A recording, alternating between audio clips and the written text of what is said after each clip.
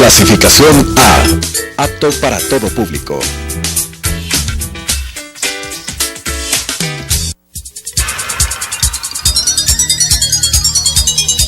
Las opiniones vertidas en este espacio por la producción y dirección del programa son de exclusiva responsabilidad de sus autores y de quienes intervienen en ellos.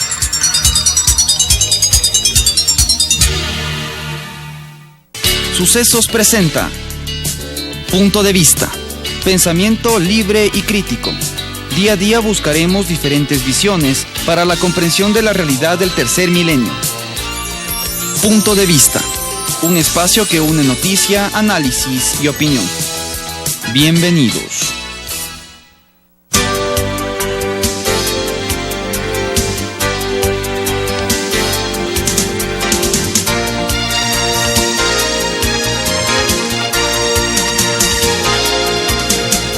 Con nosotros. Como lo habíamos anunciado, damos la bienvenida a Javier Díaz Crespo.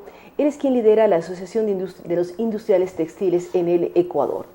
Hemos visto, Javier, una serie de preocupaciones. Ecuador está negociando tratados con Corea, con Turquía. ¿Cómo involucra el mundo textil? ¿Cómo están ustedes generando información, compartiendo con los negociadores del gobierno ecuatoriano para saber en qué problemas podemos mejorar o empeorar en el tema textilero? Gracias, Claudia. Efectivamente, el gobierno nacional ha tomado la decisión de negociar acuerdos comerciales con países con los cuales hay poca claridad respecto a oportunidades de exportación y, en cambio, sí hay una gran posibilidad de amenaza a la producción nacional. Principalmente el proceso con Corea del Sur y el proceso con Turquía son dos claros ejemplos en los cuales no ha habido información suficiente, no se han presentado los estudios que nos permitan evidenciar las oportunidades de exportación ecuatoriana. Quizás en ciertos productos muy puntuales sí existen esas oportunidades, pero en general son oportunidades, digamos, marginales o pequeñas, versus el riesgo que corre la industria nacional, especialmente la industria textil, la industria de la confección, otras industrias como la metalmecánica, la madera, también la del automotriz. Al negociar con países que son grandes fabricantes de estos productos y que entrarían a competir en un mercado que ya de por sí está saturado y sobre todo en una situación de crisis en la cual se encuentra actualmente la industria. Si uno piensa en el área textil del país, ¿cuántas plazas de trabajo, cuántas empresas, cuánto involucra a todo el país el mundo textil? Porque a veces uno no es consciente de la importancia y el peso que tiene las fábricas textiles en el país. La industria textil es la tercera industria más importante del país. Es una industria que alrededor de ella se mueven cerca de 2.300 millones de dólares. Solo en producción, el año pasado llegamos a alrededor de 1.000 millones de dólares en Producto Interno Bruto textil, aunque estamos en decrecimiento. Somos la segunda industria que más empleo genera. Y eso es lo que más nos preocupa, que se pone en riesgo el empleo de los ecuatorianos. Hay cerca de 155.000 personas que directamente están vinculadas a la industria textil y confección. También hay bastantes empleos indirectos que genera este sector, y a eso es a lo que nos estamos refiriendo. Es decir, vamos a poner productores asiáticos como los de Corea del Sur, que tienen economías de escala significativas y que principalmente te envían productos de saldos a precios por debajo, incluso en muchos momentos, de los valores de la materia prima, a competir con una producción nacional que tiene unas condiciones productivas muy diferentes. Entonces, estos son acuerdos, como le hemos dicho nosotros al gobierno, que deben ser negociados con esas precauciones para que potenciemos las oportunidades de exportación que tiene el Ecuador hacia un mercado como el coreano, pero también minimicemos los posibles daños que puede haber a la industria nacional. En todo esto, Javier, ¿cómo hacer que nuestra producción sea más competitiva? ¿Qué le falta a la industria textil ecuatoriana? Porque habla de más de 150.000 trabajadores, ustedes están involucrados en una producción importante para el PIB del Ecuador. ¿Cómo hacerla más competitiva? Porque Ecuador también exporta textiles. Alguna vez hemos conversado sobre temas de medias nylon, por ejemplo, o de telas para hacer jeans. ¿Cómo empezar y demostrar y garantizar además competitividad para la industria textil ecuatoriana? Porque pronto es el problema, no somos tan competitivos y nos vemos afectados si llega una amenaza externa. Si medimos competitividad exclusivamente desde la óptica de precios, obviamente es complejo, porque tenemos una estructura en el país de altos costos de producción que impide o dificulta poder competir con los asiáticos sobre todo, o incluso cuando los vecinos devalúan o tienen depreciadas sus monedas frente al dólar y por ende bajan su costo de producción. Aquí no nos olvidemos que en los últimos 2 años en el Ecuador ha habido decisiones de incrementar el costo de la energía eléctrica para la industria en casi un 50% frente a lo que teníamos en el 2014. Se han incrementado los costos de los combustibles industriales en cerca de un 85% en el diésel y cerca de un 50% en el búnker, y eso obviamente incide en el costo de producción y te resta competitividad si lo vemos desde precio.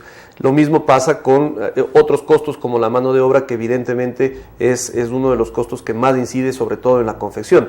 Entonces lo que se busca es diversificar nuestra producción, mejorar nuestra oferta desde otro punto de atributos y no tanto desde el punto de vista de precios para poder competir. No obstante, somos conscientes que en el mercado interno, que es nuestro principal mercado, porque nosotros principalmente vendemos en el Ecuador, las exportaciones representarán alrededor de un 15% del total de nuestras ventas, en el mercado interno sí manda el precio. Y nosotros competimos contra asiáticos, contra contrabandistas, que evidentemente nos llenan el mercado y nos inundan el mercado de manera informal o ilegal incluso, nos llenan el mercado de productos baratos. Y entonces ante eso es muy difícil decir voy a competir por precio cuando tienes unas estructuras de costos que te lo impiden.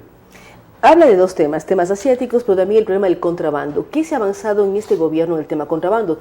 ¿Se ha buscado cuidar más las fronteras y evitar que exista competencia desleal?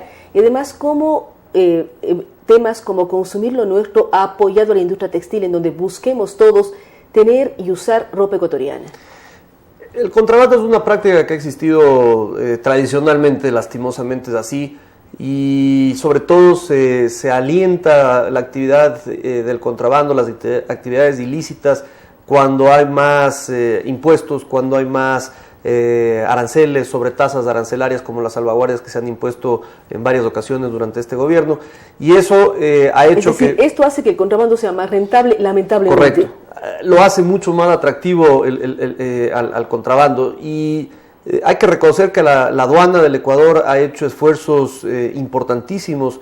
Incluso se han perdido vidas en el combate del contrabando en los últimos meses, y la aduana ha implementado sistemas de control en las fronteras, sistemas de control en las vías más utilizadas por los contrabandistas, pero se desborda el nivel, el volumen de contrabando es significativo. Según las cifras que hemos podido conocer en el primer semestre del año, se han incautado cerca de $20 millones de productos en contrabando, no solo textiles, ahí hay productos de distintos tipos, pero textiles es uno de los principales, si no es el mayor.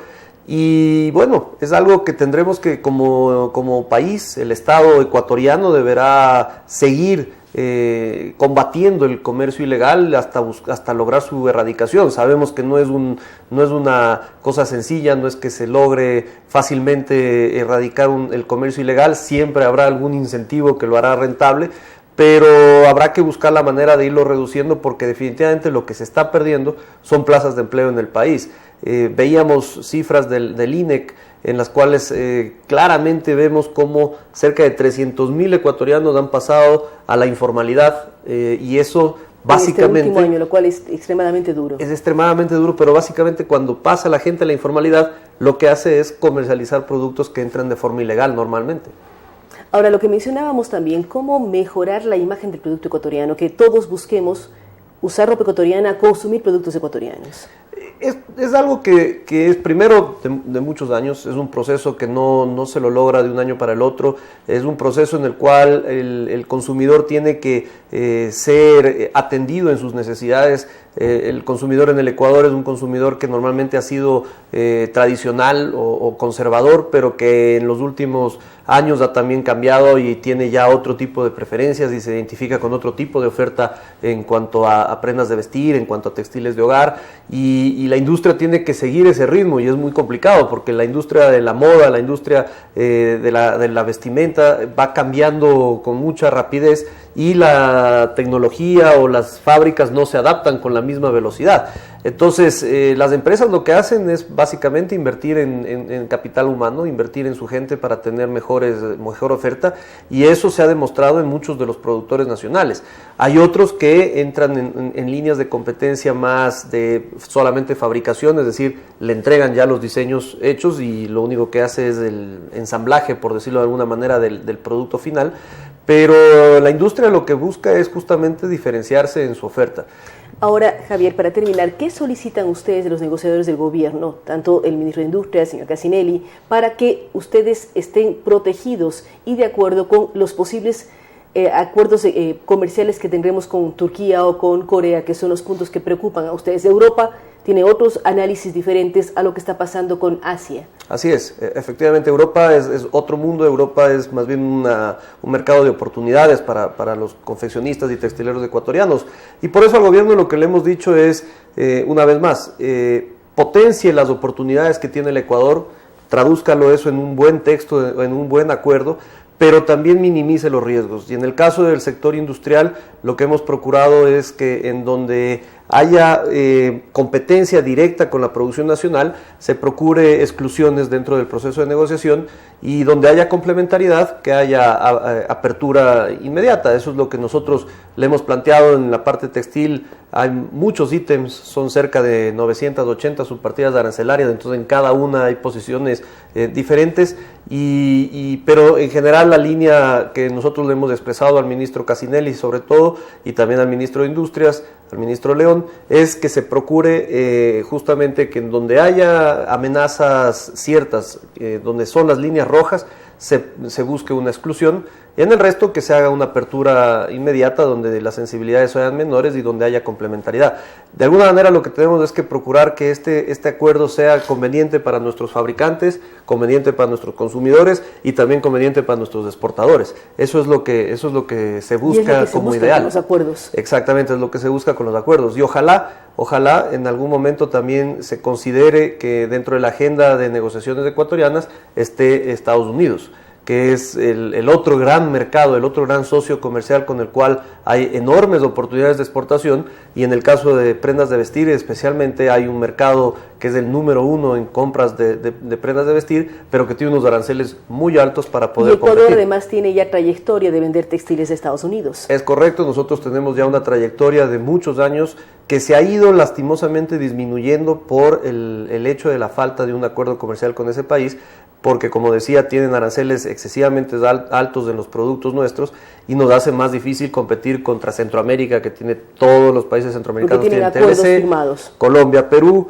y obviamente Asia por sus condiciones especiales de producción. Entonces ese es un poco el tema en el que estamos. Ojalá el gobierno haga una negociación correcta con Corea del Sur, considerando, insisto, las oportunidades, pero también las amenazas que hay con ese país.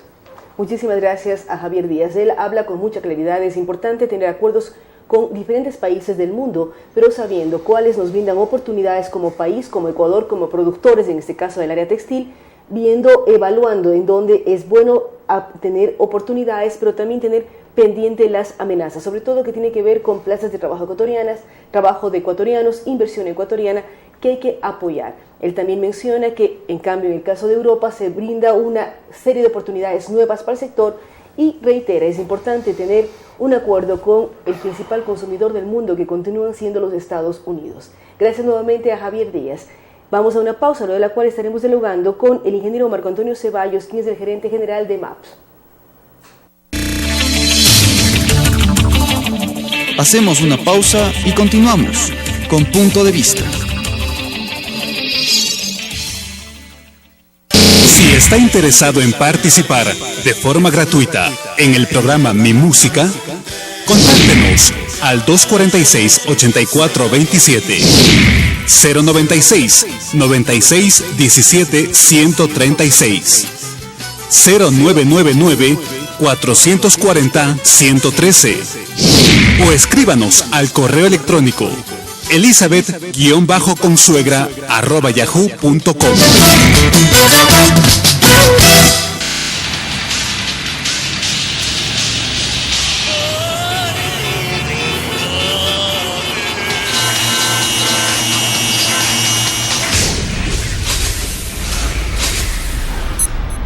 tómelo con calma.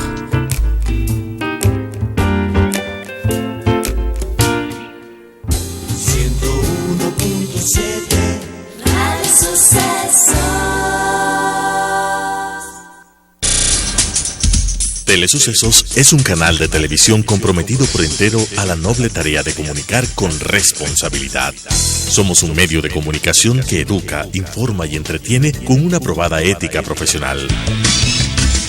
Canal 29 se identifica plenamente con la nueva televisión de vanguardia. Somos Telesucesos, porque Quito TV. ¿Sabía usted que el 31 de diciembre de 2016 toda la televisión de las ciudades de Quito y Guayaquil deberá estar en el formato digital? Pero no se preocupe, Telesucesos ya es digital. Sintonícenos en el 29.1 HD, la televisión que usted merece.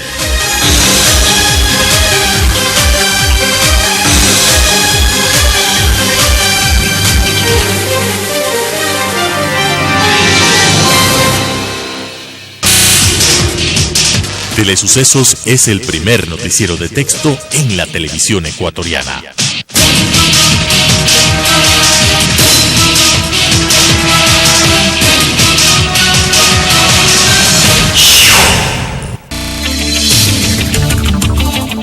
Con estas ideas y opiniones, regresamos con Punto de Vista.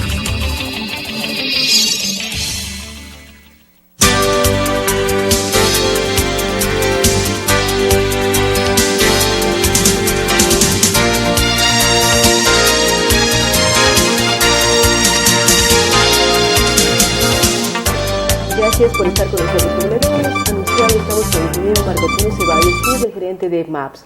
Ingeniero, gracias por acompañarnos. Siempre damos mensajes de MAPS y nos preocupa la situación del verano con las fuentes de agua. ¿Qué está pasando? ¿Cómo mejorar su cuidado? ¿Y cómo ustedes, como MAPS, garantizan el servicio a la ciudadanía? Bueno, buenos días, Claudia. Muchas gracias por la entrevista. Un saludo a la ciudadanía de parte de la Alcaldía Metropolitana, de parte de la empresa de agua potable. Sí, regularmente en el verano suben los consumos.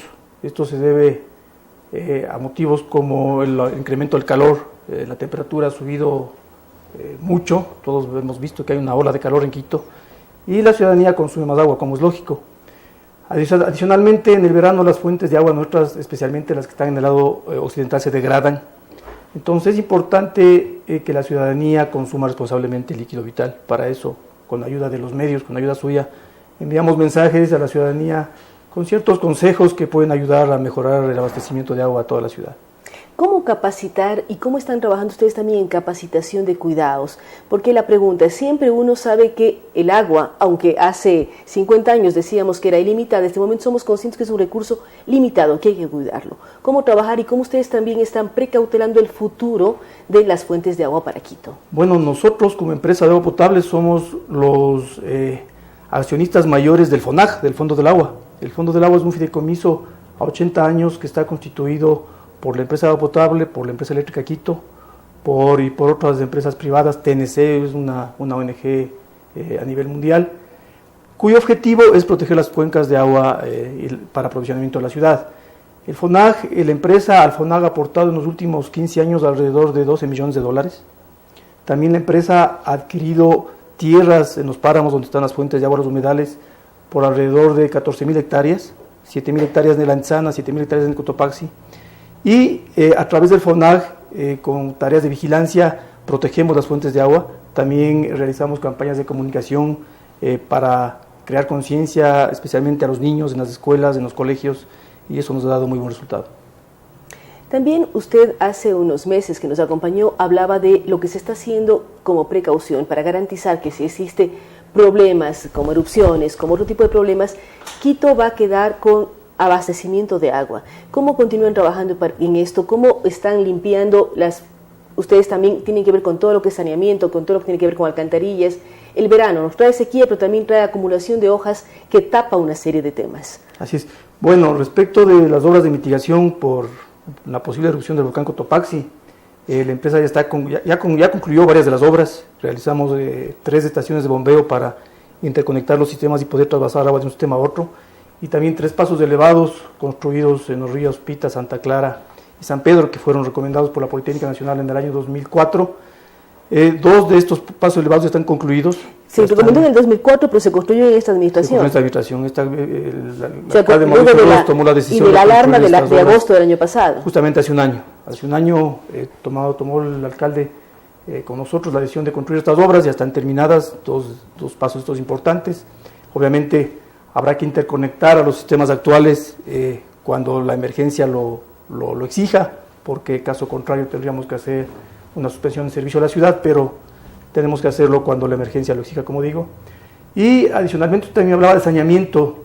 En saneamiento tenemos un grande proyecto, creo que es el proyecto más ambicioso que ha tenido el país en los últimos tiempos, que consiste en descontaminar los ríos de la ciudad. Este proyecto el alcalde Mauricio Rodas lo lanzó en la Cámara de Comercio en el mes de julio para presentarlo a futuros inversionistas que quieran financiar, construir, operar y mantener el proyecto. Este proyecto es ambicioso y es un megaproyecto, como le decía, tiene una inversión de alrededor de $900 millones, que necesitamos que la inversión sea hecha por una empresa privada que tenga experiencia tanto en el tratamiento de aguas residuales como en la generación hidroeléctrica. Es un proyecto de orden ambiental que genera energías limpias, muy importante. Este proyecto lo vamos a presentar en Hábitat 3, que va a ser en el mes de octubre también. Ahí habrán foros de discusión donde podamos contar el proyecto, comparar con otras experiencias en otras ciudades. Como les decía, es muy ambicioso y hemos dado ya los primeros pasos. Estamos esperando ya manifestaciones de interés para ver qué empresas están. La pregunta se puede hacer, ¿qué saca Quito? ¿Qué sacamos los habitantes que vivimos en Quito con limpiar los ríos? Puede ser absurdo que le pregunte esto, pero si uno piensa en una inversión de $900 millones, ¿cómo trabajarla, cómo hacerla y qué ventajas gana la ciudad limpiando sus ríos? Es un proyecto no solo para la ciudad, es un proyecto más bien de carácter regional, porque el proyecto consiste en descontaminar toda la cuenca media del río Guayabamba, que viene casi desde el límite con la provincia de Cotopaxi, cantones Mejía, Rumiñahui, el distrito metropolitano de Quito, hasta los cantones de aguas abajo, que son todo Pedro Vicente Maldonado, los bancos y hasta Esmeraldas. Hasta Esmeraldas llega el río Guayabamba, de Esmeraldas y al Pacífico, ¿no? Ahora el río es totalmente contaminado, todas las descargas del alcantarillado de la ciudad y las industrias se descargan a los ríos. Entonces, depurar estas aguas residuales obviamente es un beneficio ambiental para la ciudad, ¿no? Para la ciudad y para las poblaciones de alrededor. Con estas aguas de los ríos ahora ya podrían utilizar para cultivo de agrícolas, etcétera, ¿no? Es decir, es un proceso que involucra gran parte del país, porque pensamos de Cotopaxi hasta la provincia de Esmeraldas. Es un proyecto regional y por eso es su monto y por eso su importancia también. Su importancia. Usted hablaba de Hábitat 3, ¿qué otras cosas van a ser presentadas como EMAPS? Porque Quito es una ciudad servida con agua. Esto es una muestra no solamente a nivel nacional, sino a nivel internacional. ¿Qué van a mostrar? Porque Hábitat 3 apunta a cómo estamos viviendo en las ciudades en el mundo actual. Así es. Un poco vamos a mostrar como empresa. El municipio tiene una batería mucho más grande de proyectos y de temas que mostrarlos, pero nosotros como empresa vamos a mostrar un poco cuál es el ciclo del agua que se cumple en la ciudad, comenzando por la protección de las fuentes, que lo hacemos entre la empresa y el FONAG, el tratamiento de aguas residuales y también un proyecto de reducción de consumos que estamos llevando, un proyecto de innovación que estamos llevando adelante para futuro utilizar en todos los domicilios, en todas las industrias, en todo el comercio, accesorios de bajo consumo. Tratar de fomentar que la ciudadanía utilice estos accesorios de bajo consumo que nos podrían dar ahorros de hasta el 20 y 30% en consumo de agua. ¿En qué consisten estos accesorios de bajo consumo? ¿Qué nomás se pueden poner en hogares, en empresas, en industrias? Ahora hemos hecho un plan piloto con 1.700 cuentas, identificando cuánto están consumiendo, cuánto deberían consumir y cuánto llegarían a consumir si instalamos estos accesorios de bajo consumo, hay muchas fábricas a nivel, nacional, no muchas, creo que unas 2, a nivel internacional, que reducen el flujo de agua, ¿no? Reducen el flujo de agua y eso hace que la ciudad, la ciudadanía, las personas utilicen la cantidad adecuada de agua, ni más ni menos de lo que se necesita, tanto en sus sanitarios, en sus duchas, en todas las conexiones que tengan en sus domicilios. ¿Cómo mejorar la calidad de agua que llega a nuestros domicilios? Porque la pregunta, sabemos que MAP realiza un muy buen ciclo, pero ¿qué pasa ya en cisternas y en otro tipo de elementos? ¿Cómo garantizar? Usted dice bajo consumo, pero también siempre nos preocupa el tema calidad de agua. Sí, bueno, la calidad de agua de la empresa es una calidad de agua certificada, tiene un sello de calidad otorgado por el INEN y ha sido verificada por la auditora SGS, que inclusive tomó muestras y las probó en laboratorios de Francia y Alemania. Es una calidad que cumple los parámetros del INEN casi al 100%, 99.9%. Pero obviamente hay muchas personas... Es decir, puede ser tomada directamente sin ningún problema. Directamente del grifo, sin ningún problema. Del grifo de EMAP, pero vamos a decir... De la red. De la red. De la red. Obviamente hay muchos edificios, muchas casas que utilizan cisternas, y estas cisternas deben ser mantenidas adecuadamente, es decir, deben ser lavadas, desinfectadas cada 3 meses, para poderlas tener un agua de calidad, ¿no? Pero el agua que está en la red es totalmente garantizada. Totalmente garantizada, esto es muy bueno. Además habla de calidad de ciudad y calidad de sistemas de servicios de ciudad. Por eso es que siempre nosotros fomentamos que con nuestra agua potable evitemos el desperdicio, ¿no? Evitemos lavar autos, evitemos regar en exceso jardines, sino más bien utilicemos más para consumo humano, ¿no? Es que es apta para consumo humano y es hacia allá donde debemos ir, porque es lo que le falta al mundo, agua apta para consumo humano.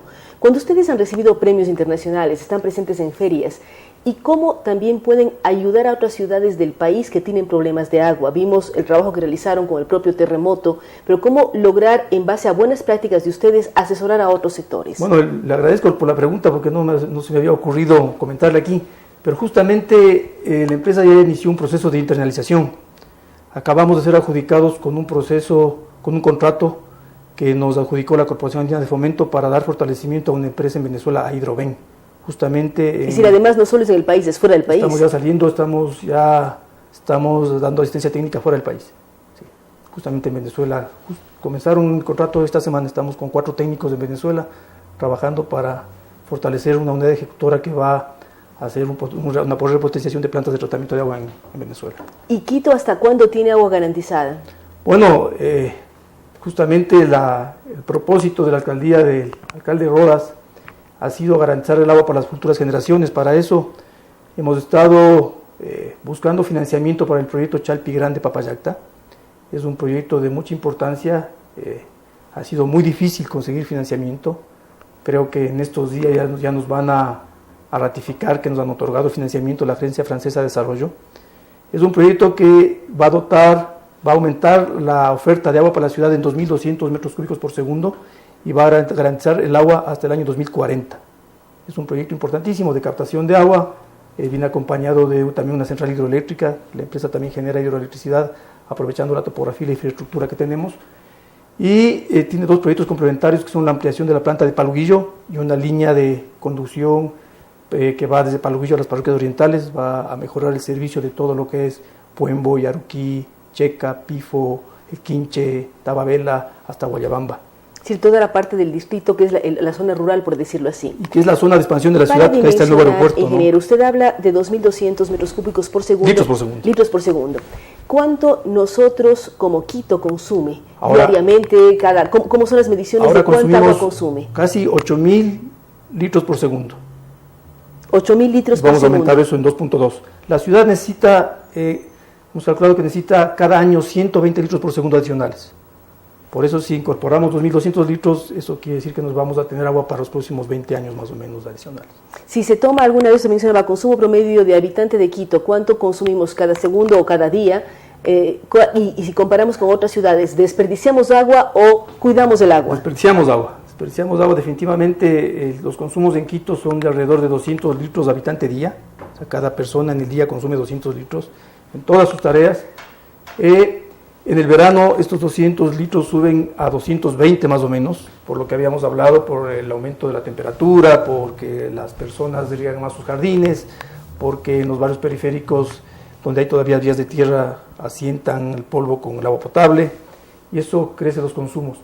Pero en ciudades similares a las nuestras, como son Bogotá, Medellín, que tienen una topografía similar, una temperatura similar, los consumos son de 150 a 160 litros de habitante día. Entonces ahí tenemos una brecha importante para poder reducir, ¿no? Entonces esa es la campaña con la que siempre estamos enviando SMS a las áreas de mayor consumo, y obviamente contamos con el apoyo de los medios también para... Y hay que ser más responsables con el consumo, no es ilimitada el agua, hay que cuidarla en cada hogar, en cada casa, en cada oficina. Así es. Gracias al ingeniero Marco Antonio Ceballos. Con él hemos hablado de varios temas. Cuidar el agua es importante en verano, no hay que desperdiciarla, es lo que siempre nos dice MAPS, pero también con muy buenas noticias, la posibilidad de que Quito está trabajando en tener proyectos de agua que garanticen la calidad, que garanticen la cantidad y el acceso al servicio hasta el 2040, pero también es digno de felicitación que la empresa pública de agua potable, la empresa de Quito, EMAPS, esté asesorando a empresas en Venezuela. Noticias importantes todas, y además esperamos que todos ustedes se comprometan a cuidar cada vez más el agua. Gracias nuevamente a Marco Antonio Ceballos. Vamos a una pausa y estaremos dialogando con Paul Carrasco, prefecto de la provincia de la Azuay, pero que este momento está terciando en temas nacionales. Hacemos una pausa y continuamos con Punto de Vista. Si está interesado en participar de forma gratuita en el programa Mi Música, contáctenos al 246-8427, 096-96-17-136, 0999-440-113, o escríbanos al correo electrónico elizabeth-consuegra@yahoo.com.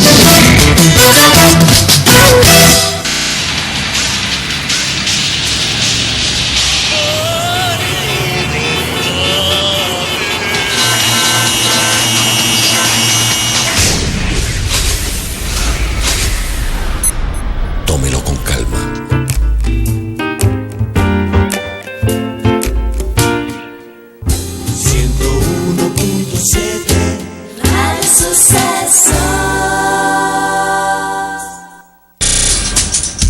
Telesucesos es un canal de televisión comprometido por entero a la noble tarea de comunicar con responsabilidad. Somos un medio de comunicación que educa, informa y entretiene con una probada ética profesional.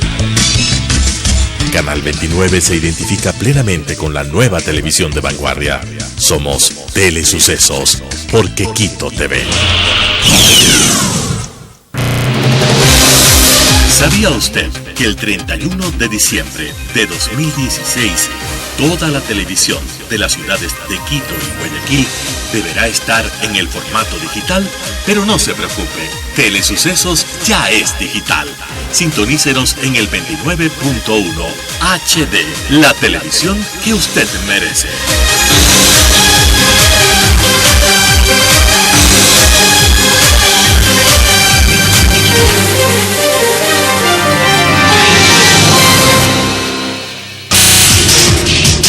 Telesucesos es el primer noticiero de texto en la televisión ecuatoriana.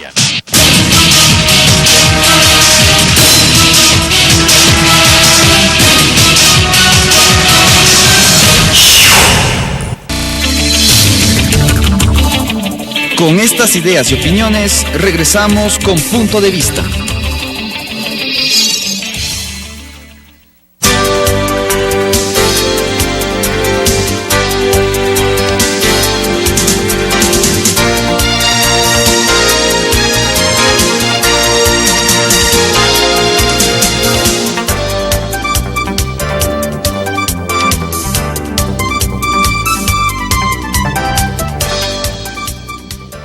Gracias por estar con nosotros. Queremos dar la bienvenida a Paul Carrasco.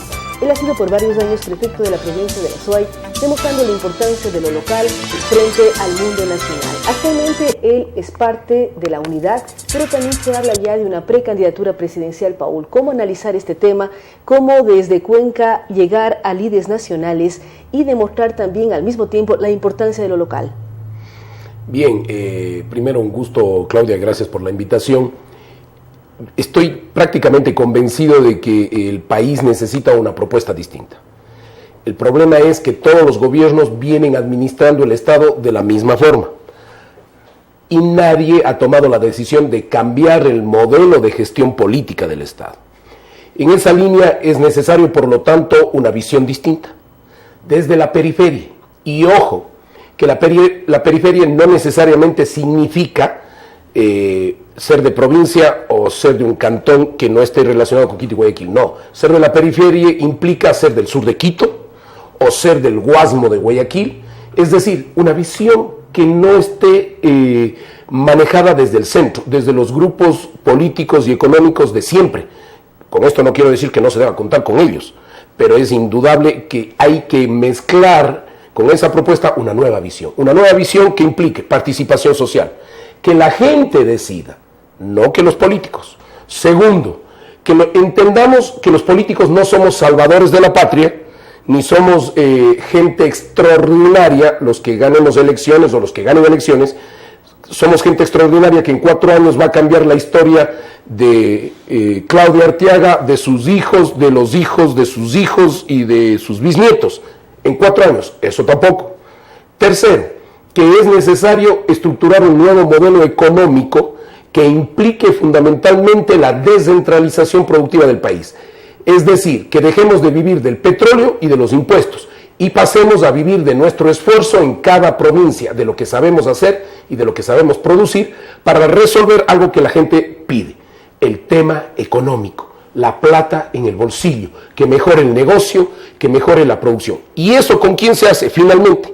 ¿Sí? Con un gobierno que facilite, pero que entienda que todos y todas somos ecuatorianos y que los que más tienen deben incluir a los que menos tienen en los procesos de producción y que juntos podemos hacer las cosas. Entonces, ¿qué es lo que nosotros estamos planteando, Claudia, y ciudadanos y ciudadanas? Que es el tiempo de la gente, que el nuevo gobierno debe empezar a desarrollar una propuesta desde la gente para que ustedes sean los que sostengan esa propuesta de cambio y no los políticos.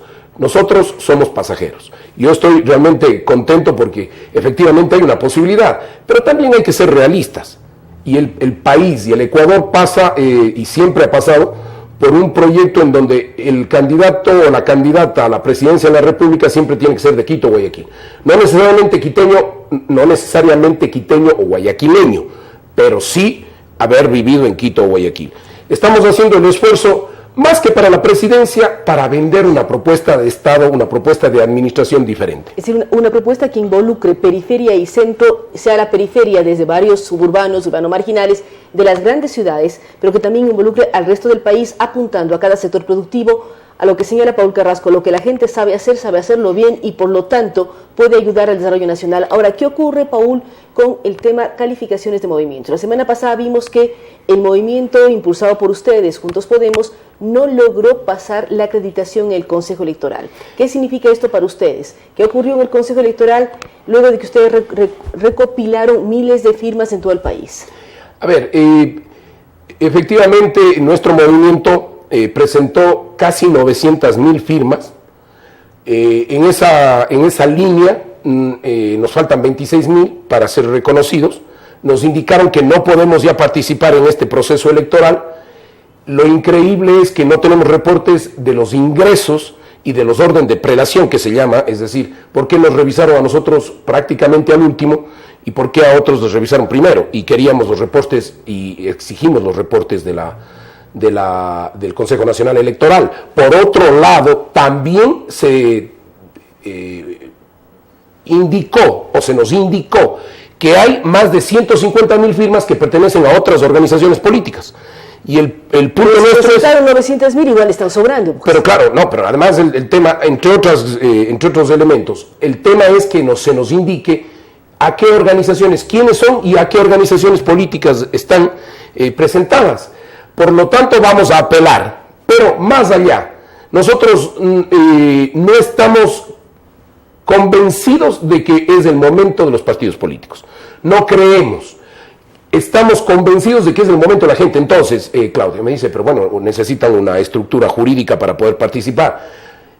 Si no participamos este año o en las elecciones del 2017, no hay ningún problema. Lo que queremos y creemos es que es el momento de promover desde la ciudadanía una propuesta que no sea la misma de siempre, pero sobre todo que no pertenezca a un partido político o a una persona o a un candidato.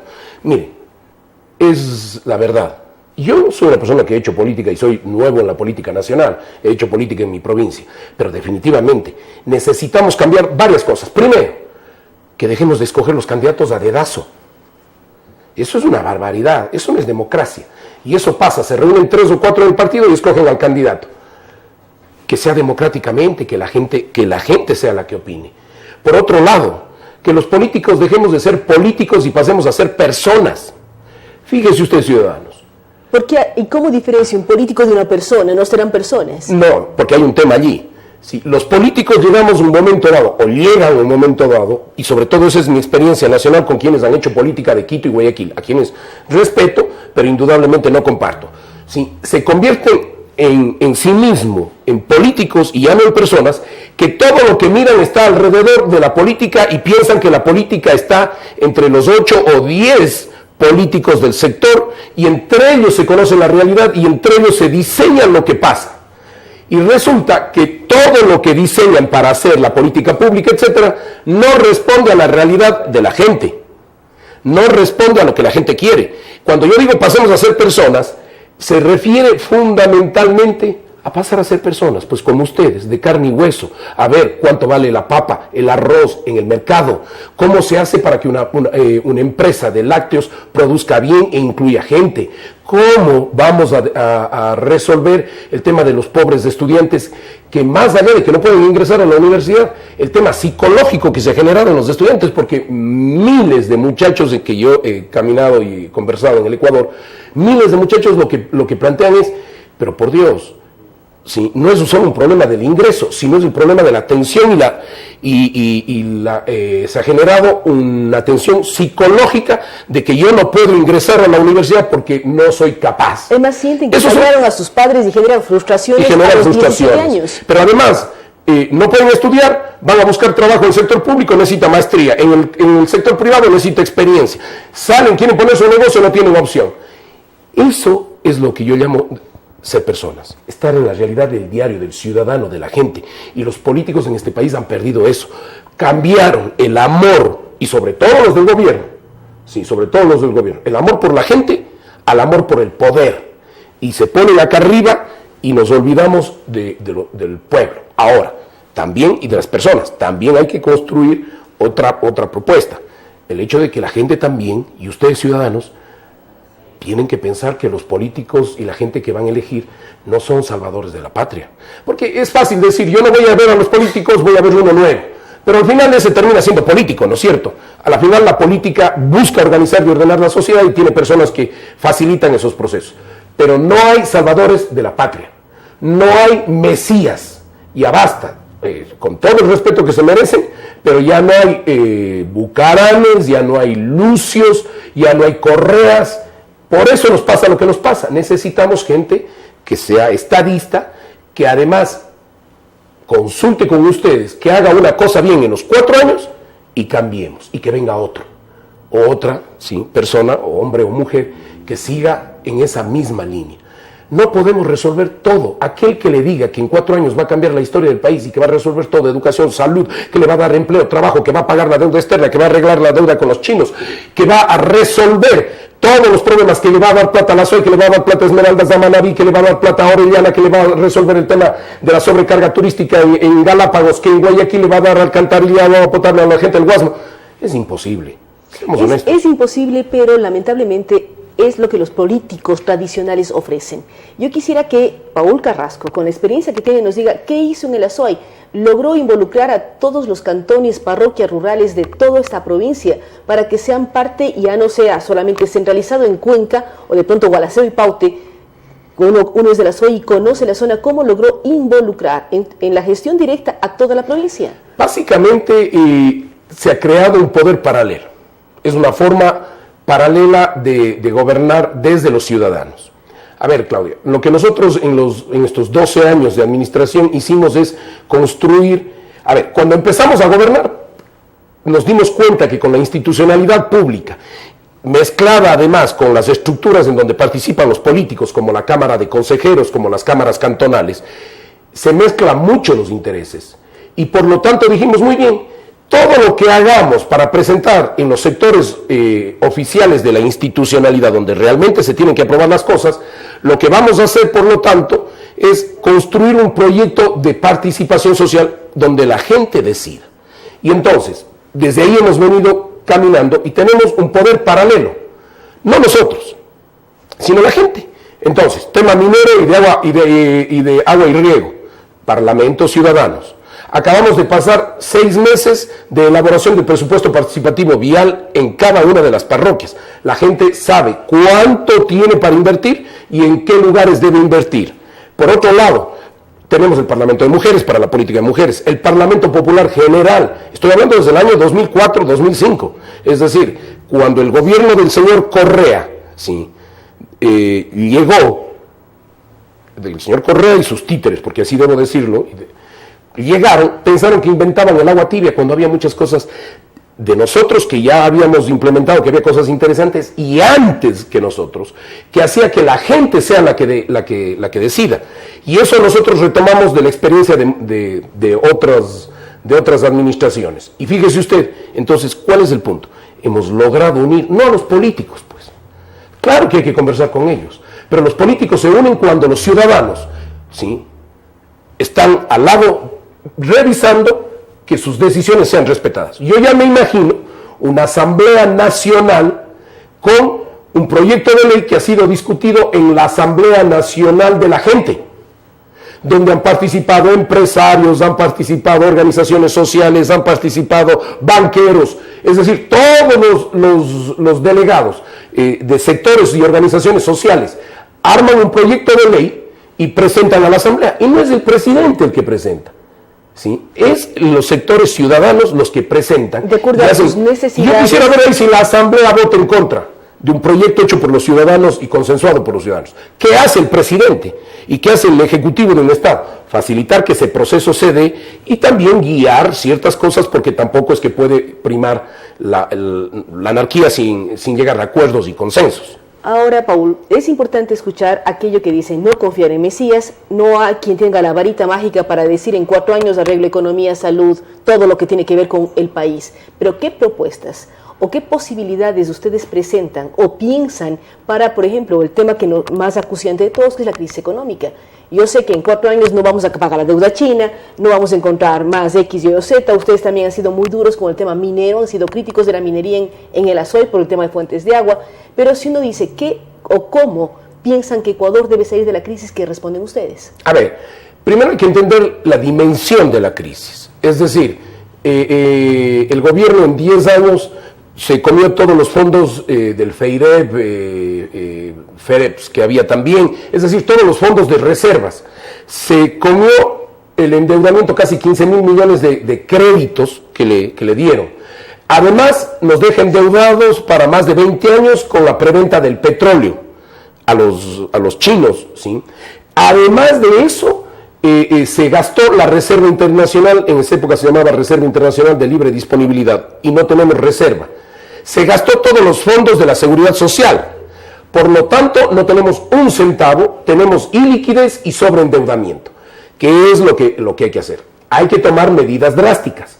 Y ahí es donde la gente también tiene que participar. Primera medida, hay que llegar a un acuerdo nacional en donde nos planteemos fundamentalmente el hecho de que la gente sea la que tome la decisión sobre las medidas económicas.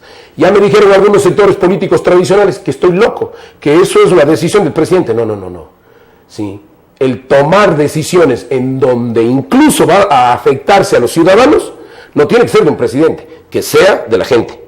Y yo estoy convencido que antes que la constituyente y todo el tema de que hay que hacerlo en algún momento, antes que las reformas legales y reformas a la institucionalidad democrática, Claudia, lo primero es cómo vamos a resolver la crisis para generar empleo y comida en la mesa de los ecuatorianos.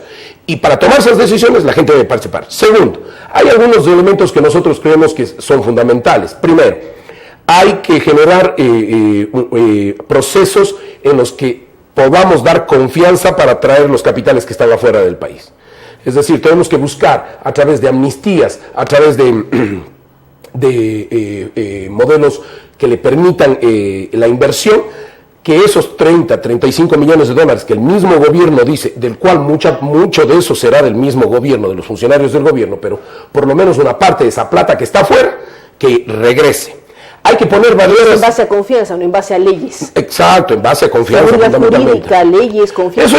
Eso irá en el proceso, pero hay que generar una propuesta, un marco jurídico inmediato que permita que esos capitales regresen. Luego, hay que diseñar un proyecto que motive la inversión extranjera y la inversión local. Por ejemplo, es necesario que bajemos el IVA inmediatamente y por otro lado, ¿sí?, generar una propuesta de incentivo. Si usted invierte en el Ecuador y desarrolla inclusión social en los encadenamientos productivos, paga de 2 a 3, 4 o 5 puntos menos en el impuesto a la renta, que eso para nosotros es fundamental porque eso le va a permitir generar empleo, producción y motivación.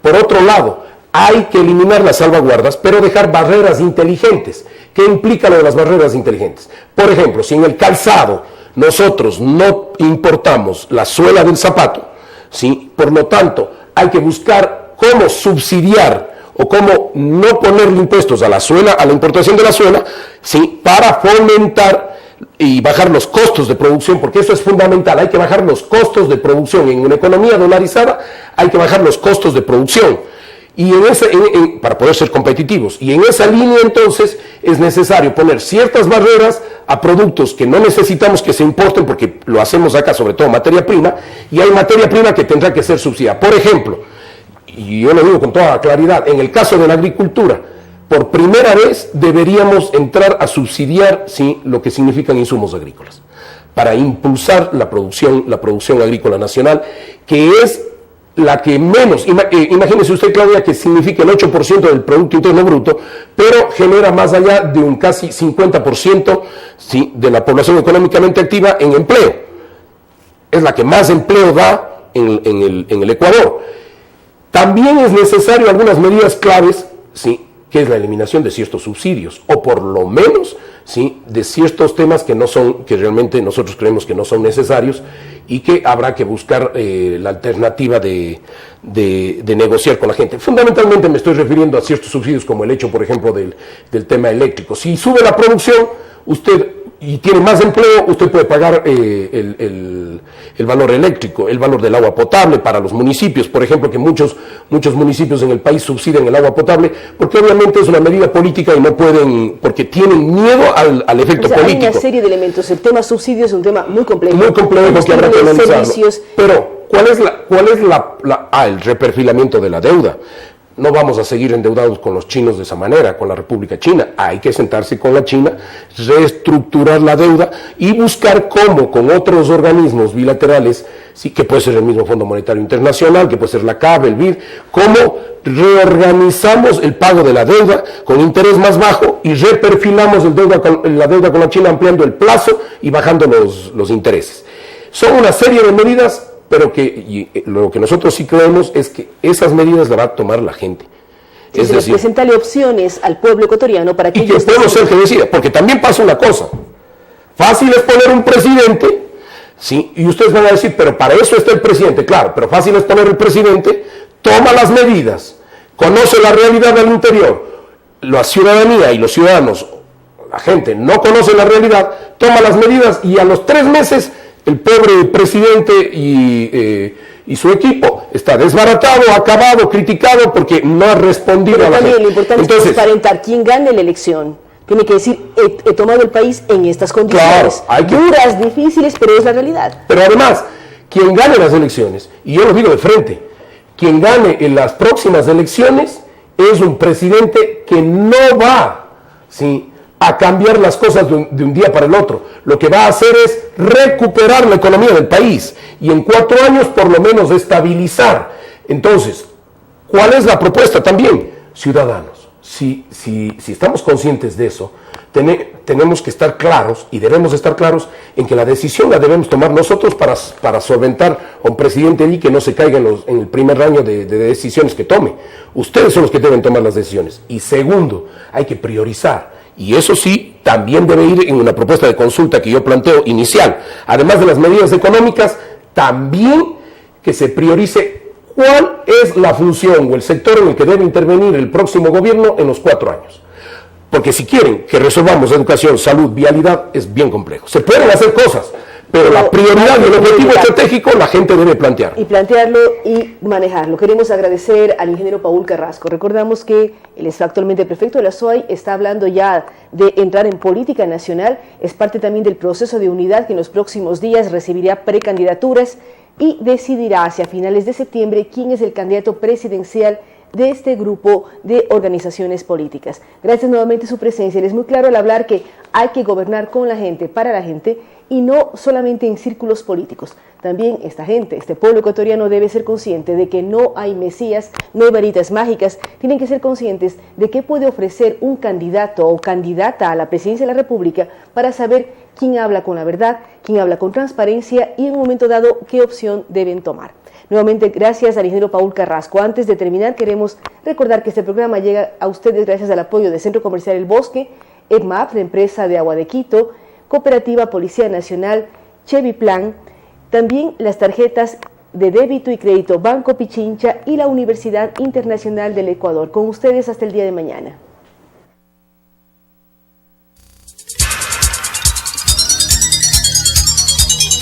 Las opiniones vertidas en este espacio por la producción y dirección del programa son de exclusiva responsabilidad de sus autores y de quienes intervienen en ellos.